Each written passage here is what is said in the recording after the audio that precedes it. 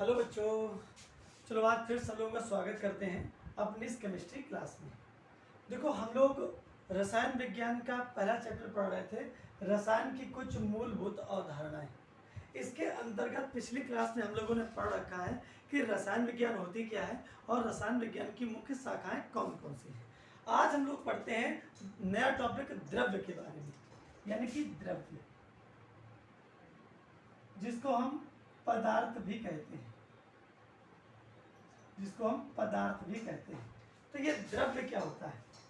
अब अगर पूछे तुमसे कोई कि भैया पदार्थ क्या होता है या द्रव्य क्या होता है, तो क्या जवाब दोगे?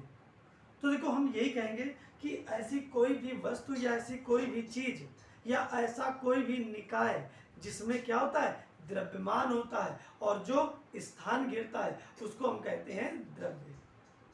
यानी कि वह निकाय जो स्थान घेरता है और जिसमें द्रव्यमान होता है वो कहलाता है द्रव्य। आई बात समझ में? जैसे हमारे चारों तरफ जितनी भी वस्तुएं हैं, उन सब वस्तुओं में क्या देखने को मिलता है, वो जगह भी घेरती हैं और साथ ही उनमें द्रव्यमान भी होता है, इसलिए इनको बोलते हैं द्रव्य। जैसे कुर्सी, मेज, पंखा, और क्या हो गया, डस्टर, ईंट, ऐसे बहुत सारी चीज, जो कुछ भी दिखता है वो सब क्या है, वो सब का सब है द्रव्य। आई बात समझ में? तो देखो, द्रव्य हमारी समझ में आ गया। अब द्रव्य के होता कितने प्रकार का है, द्रव्य का वर्गीकरण कैसे किया जाएगा, यानी कि दूसरी चीज हम देखेंगे द्रव्य के प्रकार।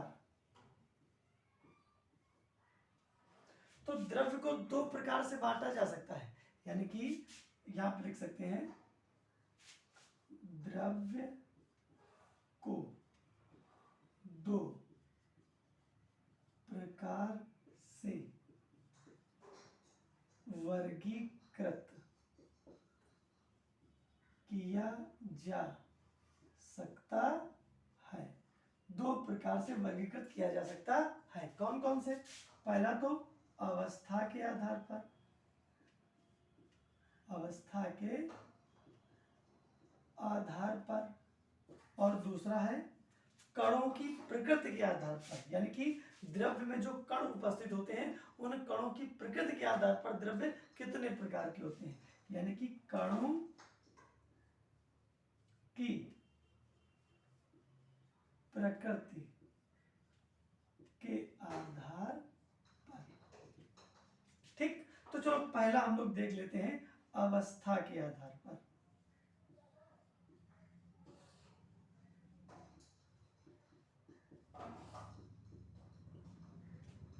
अवस्था के आधार पर द्रव्य कितने प्रकार के होते हैं? तो देखो, अवस्था के आधार पर द्रव्य मुख्यतया तीन प्रकार के होते हैं, ठोस, द्रव और गैस। लेकिन दो अवस्थाएं और हैं, एक है प्लाज्मा और दूसरी है बोस-आइंस्टीन संघनित अवस्था या संघनित अवस्था। ठीक, तो यहां पे देखो, पहला तो हो गया हमारा ठोस अवस्था, दूसरा द्रव अवस्था, तीसरा गैस अवस्था, फिर इसके बाद में प्लाज्मा अवस्था, और फिर बोस आइंस्टीन संघनित अवस्था। यानी कि 1, 2, 3, 4 और ये 5 भागों में वर्गीकृत किया गया है अवस्था के आधार पर। तो चलो इनको अच्छे से जान जाते हैं। देखो, ठोस अवस्था क्या है? ये द्रव्य देखो सभी अवस्थाओं में पाया जा सकता है, एक ही पदार्थ इतनी अवस्थाओं में पाया जा सकता है। अगर पदार्थ की ऐसी अवस्था है जिसमें आयतन प्लस आकार दोनों क्या हो, निश्चित हो, तो हम द्रव्य की ऐसी अवस्था को बोलेंगे ठोस अवस्था। एग्जाम्पल के तौर पे, अगर हम एग्जाम्पल की बात करें तो क्या हो जाएगा, एग्जाम्पल के तौर पे ईंट, ठीक, डस्टर, और क्या हो सकता है, और हो सकता है तुम्हारा, और भी मान लो कोई सा भी ठोस, जैसे चेयर, कुर्सी, ये सब ऐसी चीजें हैं जिनका आकार और द्रव्यमान दोनों निश्चित है।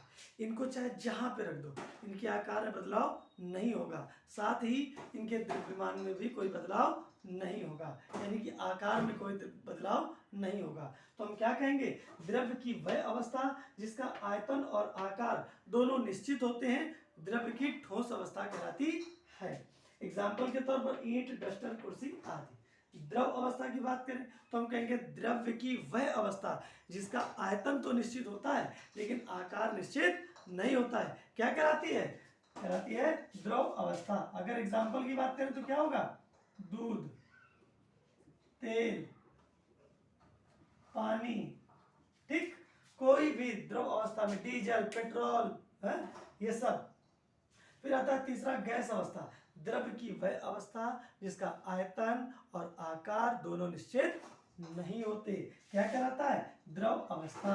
अगर हम इसके एग्जाम्पल की बात करें तो इसका एग्जाम्पल हो जाएगा तुम्हारा जैसे एलपीजी, ठीक, जो गैस सिलेंडर में घरेलू गैस भरी होती वही, सीएनजी, ये भी क्या होता है, ये भी गाड़ियों में भरी होती है जिससे गाड़ियां चलती हैं, ठीक। और क्या हो गया, CO2 carbon dioxide gas, oxygen gas, जितनी भी गैसें ये सब वायु, ठीक। फिर आ जाता है चौथी अवस्था प्लाज्मा। अब देखो प्लाज्मा अवस्था क्या है, अगर किसी गैस को उच्च ताप पर गर्म कर दो, कोई भी गैस है अगर उसको उच्च ताप पर लगभग 9000 डिग्री सेंटीग्रेड या इसके ऊपर ताप पर गर्म करो तो क्या होगा, ये गैस आयनित हो जाएगी, यानी कि गैस के जो परमाणु हैं उनसे इलेक्ट्रॉन अलग निकल जाएगा, तो क्या हो जाएगा, गैस हो जाएगी आयनित, और इस आयनित अवस्था को ही बोलते हैं द्रव्य की प्लाज्मा अवस्था। यानी कि जितने भी तारे हैं, स्टार्स, जितने भी तारे हैं उनका टेम्परेचर बहुत ज़्यादा होता है, इसलिए वहाँ पे उपस्थित जो गैसें होती हैं वो क्या होता है, आयनित अवस्था में होती हैं, यानी कि प्लाज्मा अवस्था में होती हैं। आई बात समझ में। फिर आता है बोस आइंस्टीन संघनित अवस्था। अब बोस आइंस्टीन संघनित अवस्था क्या है, अगर किसी ठोस पदार्थ को ठंडा करो, कितना ठंडा करो, लगभग -273 डिग्री केल्विन ताप पर उसको ठंडा करो, तो क्या देखोगे, एक नई अवस्था मिल जाएगी। जैसे विकिरण है, विकिरण पदार्थ तो नहीं है लेकिन वहां पे विकिरण जैसी पदार्थ क्या होगा, इनको वहां पे क्षण भर के लिए देखा जा सकता है पदार्थ के रूप में, इसलिए इस अवस्था को हम बोलते हैं बोस आइंस्टीन संघनित अवस्था। इस अवस्था के बारे में खोज की थी हमारे देश के ही वैज्ञानिक हैं सत्येंद्र नाथ बोस, जो कि कलकत्ता में रहते थे। उन्होंने इस अवस्था के बारे में खोज की थी, लेकिन उनका ये जो लेख था वो प्रिंट नहीं हुआ था, लेकिन जब उन्होंने आइंस्टीन को सूचना दी, इनके पास भेजा पत्र, तो क्या हुआ, इनके माध्यम से वो इनका जो था वो प्रिंट हुआ। इस वजह से इस जो खोज हुई इसमें दोनों लोगों का नाम है बोस आइंस्टीन संघनित अवस्था, ठीक। आई बात समझ में। तो ये जो था वर्गीकरण, ये था द्रव्य की अवस्था के आधार पर द्रव्य कितने प्रकार का होता है। अब द्रव्य के कणों की प्रकृति के आधार पर देखें, यानी कि दूसरा, कणों की प्रकृति के अनुसार। अब कणों की प्रकृति के आधार पर द्रव्य कितने प्रकार का होता है, तो चलो यहाँ पे फ्लो चार्ट बना लेते हैं। द्रव्य दो प्रकार का होता है, एक तो होता है द्रव्य को हम पदार्थ तो कहते ही हैं, दूसरा होता है शुद्ध पदार्थ, और इधर हो गया अशुद्ध पदार्थ।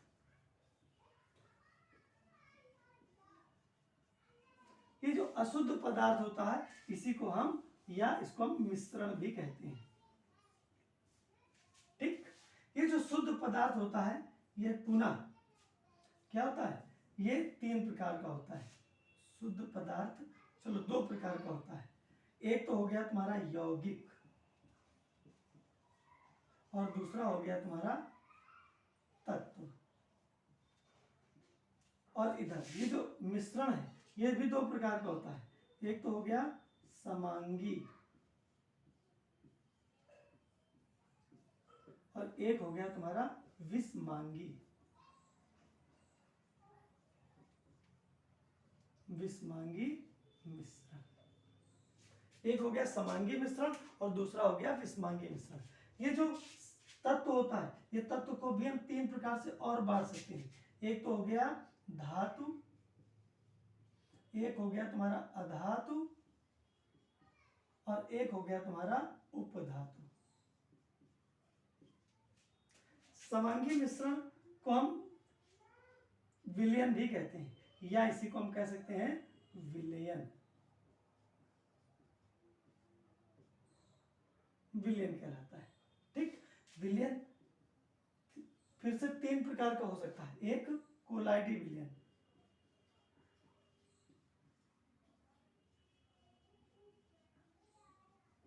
दूसरा हो गया तुम्हारा वास्तविक विलयन,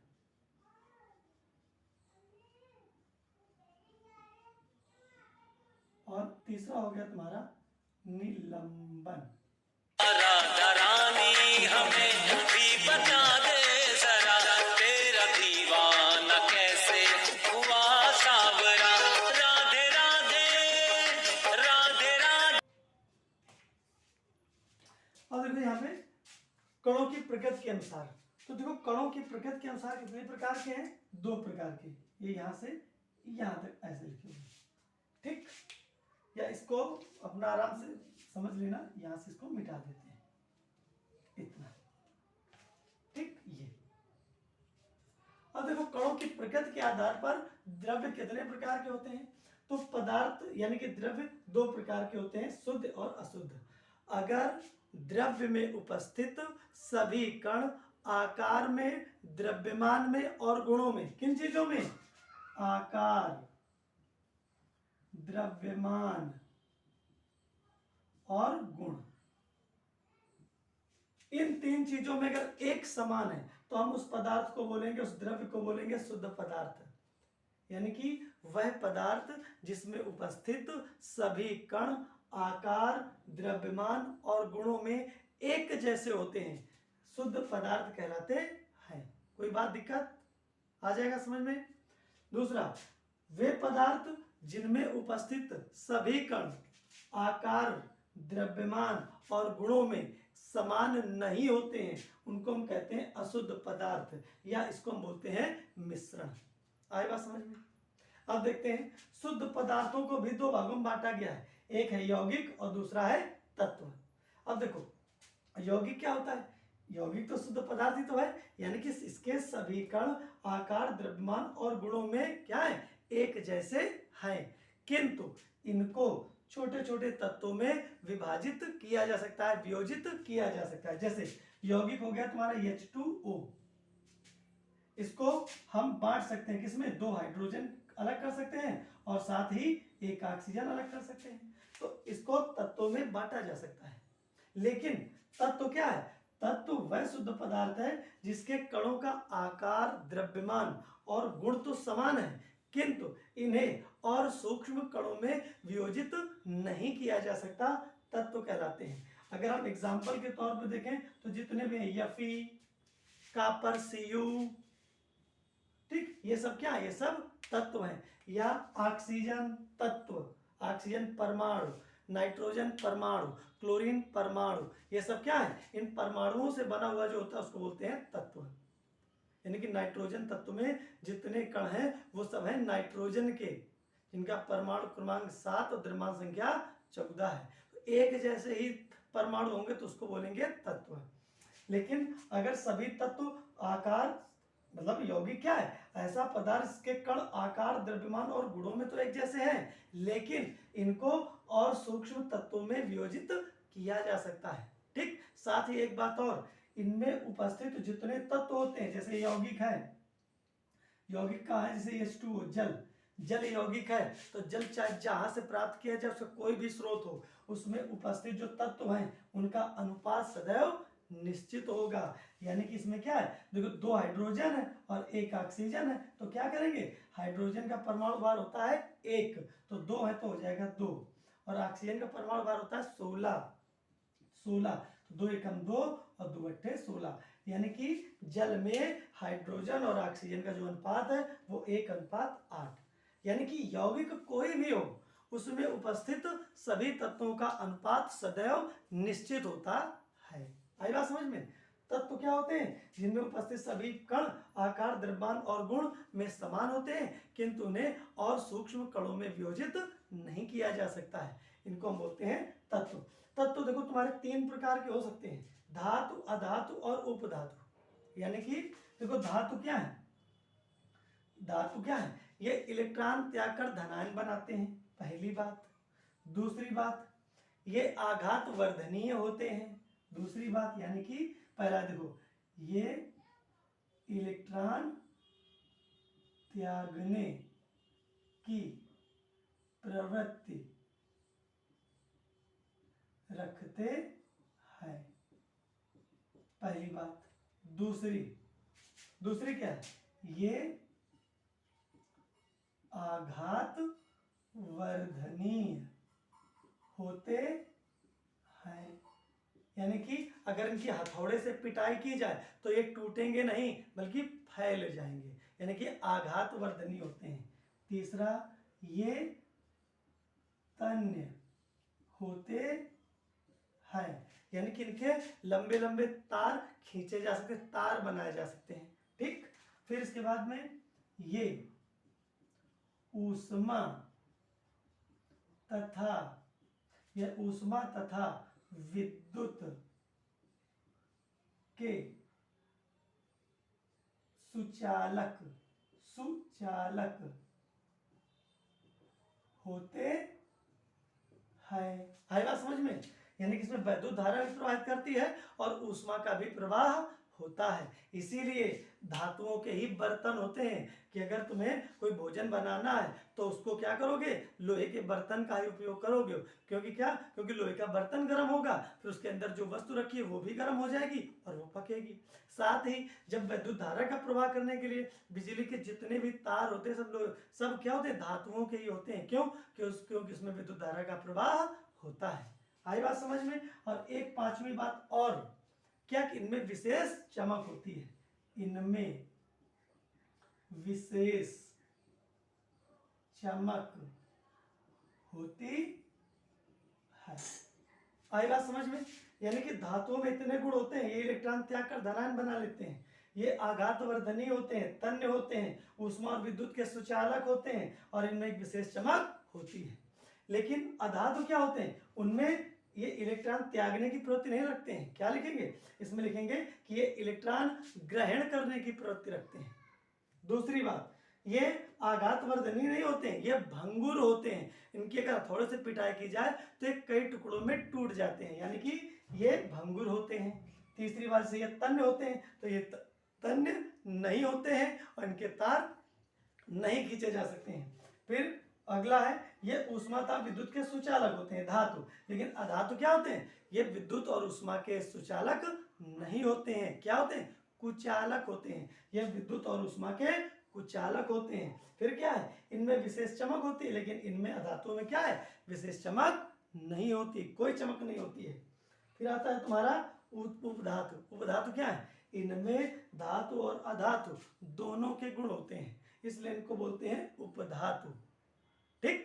यानी कि कुछ तत्व तो ऐसे भी होते हैं जिनमें धातुओं के भी गुण होते हैं। कभी कभी वो धातुओं जैसा व्यवहार करते हैं, कभी कभी वो अधातुओं के जैसा व्यवहार करते हैं, तो ऐसे तत्वों को हम उपधातु कहते हैं।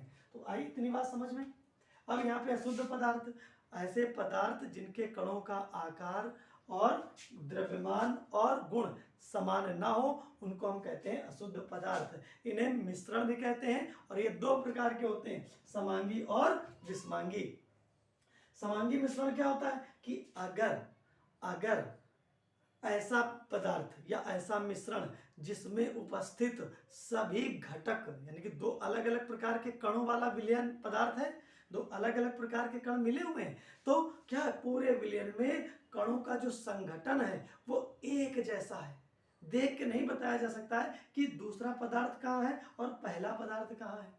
तो अगर मिश्रण में उपस्थित सभी घटकों का संगठन पूरे विलयन में समान हो तो हम ऐसे मिश्रण को बोलेंगे समांगी मिश्रण, या इसी को हम विलयन भी कहेंगे।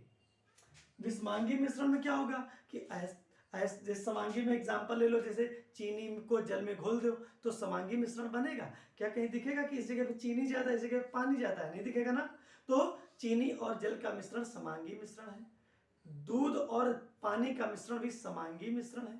साथ ही जितनी भी गैसें हैं ये सब मिलकर ही तो वायु बनाती हैं। तो वायु में भी जितनी गैसें हैं उनका मिश्रण कैसा है? समांगी ही मिश्रण तो है। साथ ही अगर हम विषमांगी की बात करें तो इसमें क्या होगा? इसमें अगर दो पदार्थ, दो प्रकार के कण उपस्थित हैं या दो प्रकार के घटक उपस्थित हैं तो क्या होगा?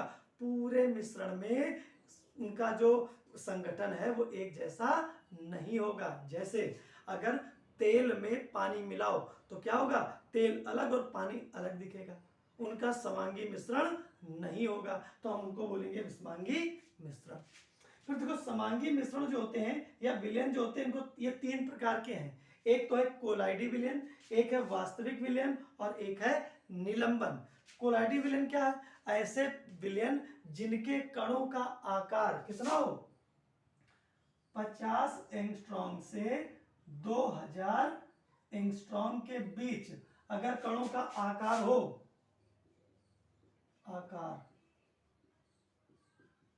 अगर कणों का आकार 50 एंगस्ट्रॉम से 2000 एंगस्ट्रॉम के बीच में हो तो हम बोलेंगे कोलाइडी विलयन। और अगर 50 एंगस्ट्रॉम से छोटा हो, मतलब 50 एंगस्ट्रॉम से क्या हो? 50 एंगस्ट्रॉम से छोटा हो तो क्या होगा? वास्तविक विलयन। और अगर 2000 एंगस्ट्रॉम से बड़ा हो तो हम क्या बोलेंगे? हम बोलेंगे उसको निलंबन। जैसे कोलाइडी विलयन का उदाहरण, गोंद वाले लड्डू तो खाए हैं, उसमें जो गोंद निकलता है बबूल के पेड़ में, वो गोंद, उसमें जो गोंद है वो क्या है? कोलाइडी विलयन है।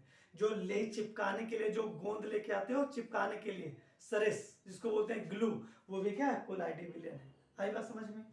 वास्तविक विलयन, चीनी को जल में घोल दिया तो जो विलयन बना ये वास्तविक विलयन है। फिर इसके बाद निलंबन। जैसे निलंबन क्या है? देखा होगा कि पानी में बहुत ज्यादा बालू घुली हो, मिट्टी घुली हो तो कैसा? जैसे गारा बनाने के लिए गारा बनाया जाता है ना मिट्टी का, तो गारा जो बनाया जाता है यानी कि मिट्टी को जल में घोल दो और खूब गाढ़ा गाढ़ा पेस्ट जैसा बना दो तो वो क्या होगा? वो निलंबन होगा। या बालू और जल का मिश्रण, ये क्या है? ये निलंबन है। तो इतनी बातें समझ में आई। वीडियो काफी बड़ा हो रहा है लेकिन कोशिश करना इसको बार बार देखना, देख के समझने की कोशिश करना। आराम से बोला है, इसका नोट्स भी बना सकते हो, आराम से समझ के सुन के अच्छे से इसके नोट्स बना सकते हो। तो आज हम लोगों ने पढ़ा पदार्थ और उसके प्रकार के बारे में। अब अगली क्लास में मिलेंगे एक नए टॉपिक के साथ। तब तक के लिए जय हिंद, जय भारत।